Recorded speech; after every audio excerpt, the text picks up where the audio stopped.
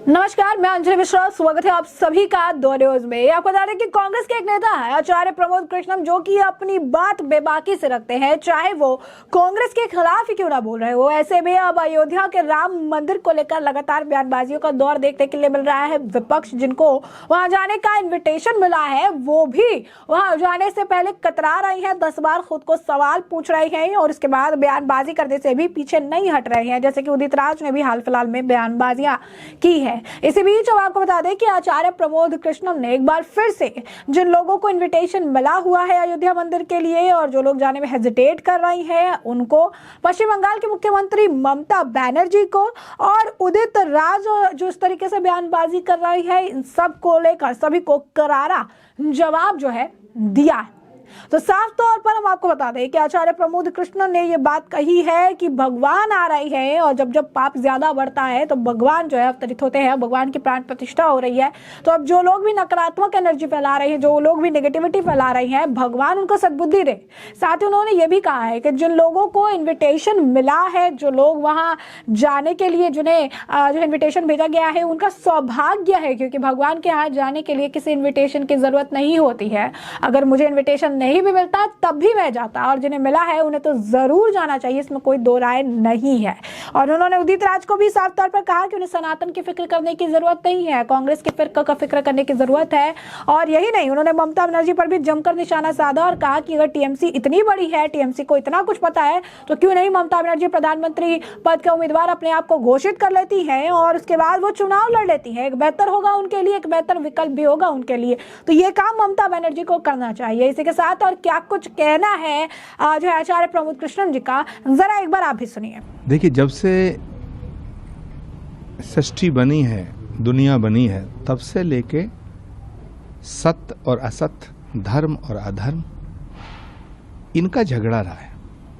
हर युग में, हर जगह दोनों तरह के लोग होते हैं। एक वो होते हैं जो परमात्मा में विश्वास करते हैं, जो शांति की बात करते हैं, जो सबके कल्याण की बात करते हैं, जो वसुधैव कुटुम्बकम की बात करते हैं, जो विश्व बंधुत्व की बात करते हैं, जो सर्वे भवन्तु सुखिना की बात करते हैं। और एक वो हैं जो अशांति की बात करते हैं, द्वेष की बात करते हैं, ईर्ष्या की बात करते हैं, विध्वंस की बात करते हैं। तो सृजन और विध्वंस, ये दोनों हमेशा पक्ष रहे हैं। तो इसी तरह से कुछ लोग जो अधर्मी लोग हैं, कुछ लोग जो असत्य के साथ खड़े हैं, कुछ लोग जो खुशी के मौके पे रंग में भंग डालने का काम करते हैं, तो ये सब विधर्मी अधर्मी लोग हैं। भगवान इनको सद्बुद्धि दे। और हमारे यहाँ तो कहा गया है, जब जब होत धर्म की हानि, बाढ़ई असुर अधम अभिमानी, तब तब प्रभु धरि मनुज शरीरा, हरऊ कृपानिधि सज्जन पीरा। तो भगवान आ रहे हैं, भगवान आए हैं, भगवान स्थापित हो रहे हैं, प्राण प्रतिष्ठा हो रही है, राम राज्य की पुनर्स्थापना का समय है।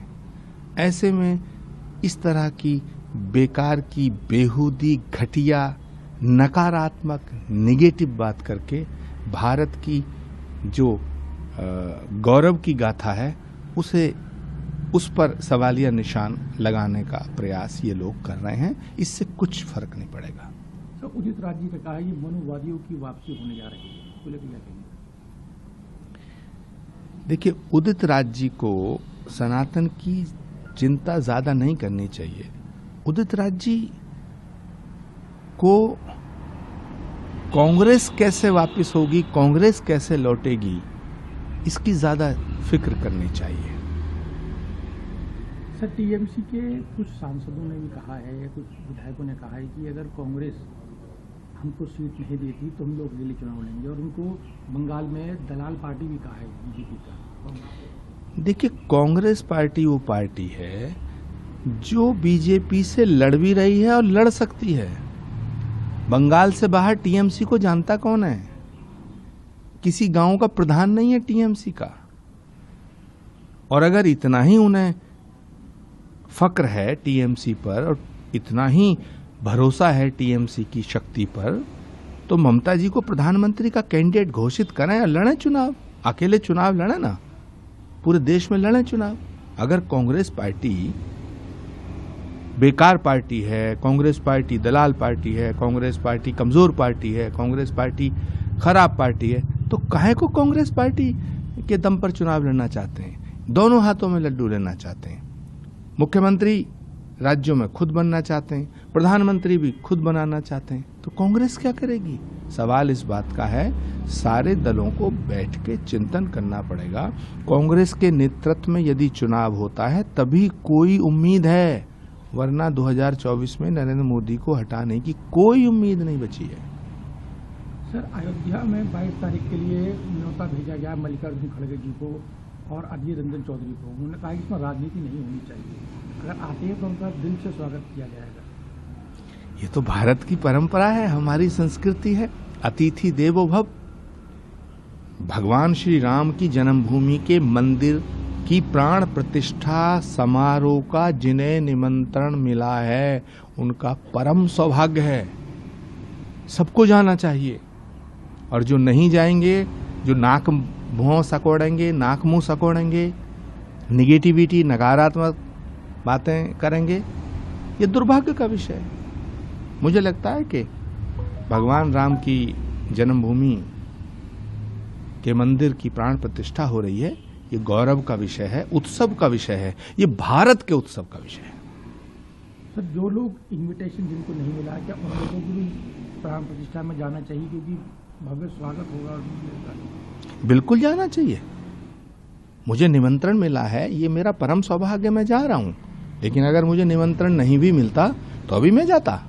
भगवान के यहाँ जाने के लिए किसी आमंत्रण की आवश्यकता है, किसी इनविटेशन की जरूरत है? ये तो सौभाग्य का विषय है, ये तो श्रद्धा का विषय है, ये तो आस्था का विषय है। और कलयुग में तो कलयुग केवल नाम आधारा, सुमर सुमर नर उतरे पारा। जो राम की शरण में रहेगा, जो राम का सुमिरन करेगा, जो राम नाम का संकीर्तन करेगा। महात्मा गांधी का तो सपना था कि भारत में राम राज्य आना चाहिए। मुझे लगता है महात्मा गांधी के सपने को पूरा करने का समय आ गया है। तो जैसा कि आपने सुना, उन्होंने साफ तौर पर कहा कुछ लोग जो कि अधर्मी लोग हैं, जो कि असत्य के साथ खड़े हैं, जो लोग खुशी में भी विघ्न डालने का काम करते हैं, इनकी भगवान जो है उन्हें सद्बुद्धि दे।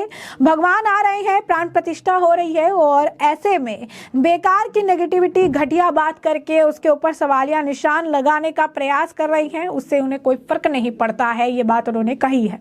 यही नहीं, उदित राज ने जिस तरीके के बयान दिए उसे लेकर उन्होंने कहा कि उन्हें सनातन की ज्यादा फिक्र करने की जरूरत नहीं है, उन्हें फिक्र करने की जरूरत है कि कांग्रेस की, कि कांग्रेस को आखिर जो है कैसे बचाया जाए, कांग्रेस को जो है कैसे जो है आगे लेकर आया जाए, ये चीज उन्हें सोचने की जरूरत है। दूसरी चीज उन्हें कुछ सोचने की जरूरत नहीं है। आपको बता दें कि जो है उन्होंने कहा था उदित राज ने कि 500 साल बाद मनुवाद की वापसी हुई है। राम मंदिर के उद्घाटन पर उन्होंने ये बात जो है कही थी। उन्होंने एक विवादित जो है उन्होंने एक पोस्ट डाला था कि 500 साल बाद मनुवाद की वापसी हो रही है, और उसके बाद राम मंदिर के उद्घाटन के संदर्भ में से बताया जाने लगा कि कांग्रेस पार्टी जो है राम मंदिर के निर्माण के लेकर शायद खुश नहीं है, इस वजह से इस तरीके के बयान दिए जा रहे हैं। उन्होंने ये भी कहा कि मंदिर बनने से देश की जनता भी खुश है, इसका सबका योगदान तो है, लेकिन इससे इस तरीके से इसे जोड़कर देखने लगा क्योंकि बाद में उदित राज ने इसे लेकर सफाई भी दे दी, तो इस वजह से ही उन्होंने कहा है कि उन्हें टेंशन लेने की सनातन की जरूरत नहीं है। यही नहीं, ममता बनर्जी पर भी उन्होंने जमकर निशाना साधा। उन्होंने कहा क्योंकि पश्चिम बंगाल में लगातार आपको देखेंगे कि जो है कांग्रेस के खिलाफ बयानबाजियां हो रही है, कह रहे हैं कि हमें कांग्रेस की जरूरत नहीं है, कांग्रेस का हमें समर्थन नहीं चाहिए। तो इस वजह से उन्होंने कहा कि बंगाल से बाहर टीएमसी को कौन जानता है, इन्हें भरोसा ही नहीं है। अगर इन्हें इतना ही भरोसा है टीएमसी पर तो उनको खुद को पीएम उम्मीदवार घोषित कर देना चाहिए, अकेले चुनाव लड़ना चाहिए, इसमें क्या दिक्कत है, चुनाव लड़े अकेले। उन्होंने कहा कि आखिर वो कांग्रेस के दम पर चुनाव क्यों लड़ना चाहती है? अगर कांग्रेस इतनी पिछड़ी पार्टी है, इतनी बेकार पार्टी है, तो कांग्रेस के दम पर उन्हें चुनाव ही नहीं लड़ना चाहिए। लेकिन कांग्रेस के दम पर उन्हें क्यों चुनाव लड़ना है फिर? तो साफ तौर पर अगर आप देखेंगे तो कहीं ना कहीं विपक्षी गठबंधन, इंडी गठबंधन एक साथ होने का दावा तो करती है, लेकिन कहीं ना कहीं एक साथ नहीं है, क्योंकि एक दूसरे के खिलाफ लगातार अगर आप देखेंगे तो ये बयानबाजियां कर रहे हैं। वहीं आपको जैसा कि हमने आपको बताया कि भगवान राम के मंदिर का जिस तरीके से इन्विटेशन सभी को भेजा जा रहा है, जो लोग अभी भी असमंजस में है कि जाए कि ना जाए, उनको भी उन्होंने करारा जवाब दिया और कहा ये तो भारत की परंपरा है, अतिथि देवो भव, भगवान की प्राण प्रतिष्ठा के इन्विटेशन जिन्हें मिला है का बहुत बड़ा सौभाग्य है। जो नेगेटिव बात कर रहे हैं उनका ये दुर्भाग्य है। ये भारत का गौरव का उत्सव है और मुझे निमंत्रण नहीं भी मिलता तब भी मैं जरूर जाता।